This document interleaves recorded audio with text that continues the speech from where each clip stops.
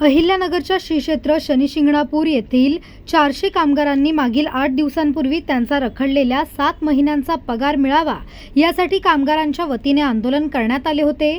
त्यानंतर मंदिर समितीचे प्रशासकीय अधिकारी असलेले अमोल चोगमारे यांनी कामगारांच्या मागण्या वरिष्ठ स्तरावर पाठवल्या असल्याचे सांगितलं।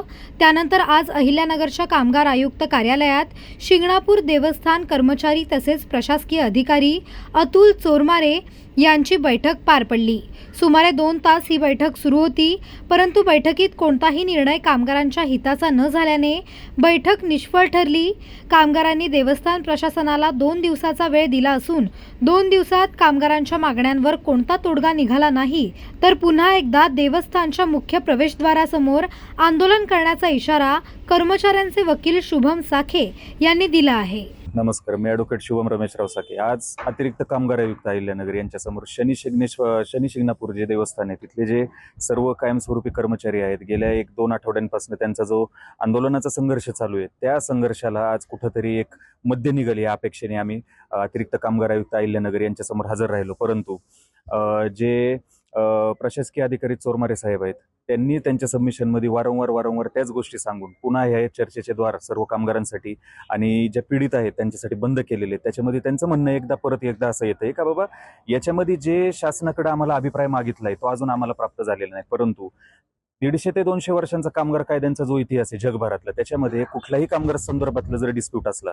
कुठलाही तो वाद असला तर त्या वादामध्ये तुम्हाला कामगारांच्या पोटावर पाय देता येत नाही। त्या वादावरती जेव्हा एक समेट काढण्यासाठी किंवा कोणत्याही न्यायाधिकाऱ्यासमोर ते प्रकरण जर प्रलंबित असेल तर कामगारांना वेळच्या वेळी त्यांचा पगार हा मिळालाच पाहिजे, कारण त्यांनी त्यांच्या आयुष्याचे 2, 5, 6, 10 वर्ष त्या आस्थापनासाठी दिलेले असतात। आज ही गोष्ट एक खूप निंदनीय आहे का न्यायाचा देवता मानले जाणारे शनिदेव यांच्या दारामध्ये सेवा देणाऱ्या लोकांवरच अन्याय झालेला आहे आणि ही खूप एक गहन गोष्ट आहे। आज कुठेतरी एक मार्ग काढण्यासाठी आम्ही त्याच्यामध्ये सर्वजण इथं येऊन उपस्थित राहिलो। 1-2 तास आमची सर्व चर्चा चालली। यामध्ये प्रतिसाद अधिकाऱ्यांनी जे अतिरिक्त कामगार आयुक्त आहेत यांनी एकदम योग्य पद्धतीने आम्हाला प्रतिसाद दिला आणि त्यांचंही मत या मुद्द्यावर असंच होतं का वेतन जे आहे ते कुठल्याही पद्धतीने थांबवता येत नाही। वेतन थांबवण्याचा जो एक रोल आहे तो कुठलाही शासन निर्णय किंवा परिपत्रक किंवा कोर्टाच्या आदेशाशिवाय करता येत नाही। असा कुठलाही आदेश आज प्रशासकीय अधिकारी चोरमारे साहेब यांना इथं मांडता आलेला नाही का जेणेकरून ज्याच्या बेसवरती त्यांनी हे पगार यांचे थांबवलेले आहेत। तर इथून पुढं 2 ते 3 दिवसामध्ये जर याच्यावर मार्ग निघाला नाही तर सर्व कर्मचाऱ्यांच्या वतीने पुन्हा एकदा तीव्र आंदोलन हे शनीश्वर देवस्थान शनी शिंगणापूर येथे छेडलं जाईल आणि याची पूर्णपणे जबाबदारी प्रशासनाची राहील। धन्यवाद।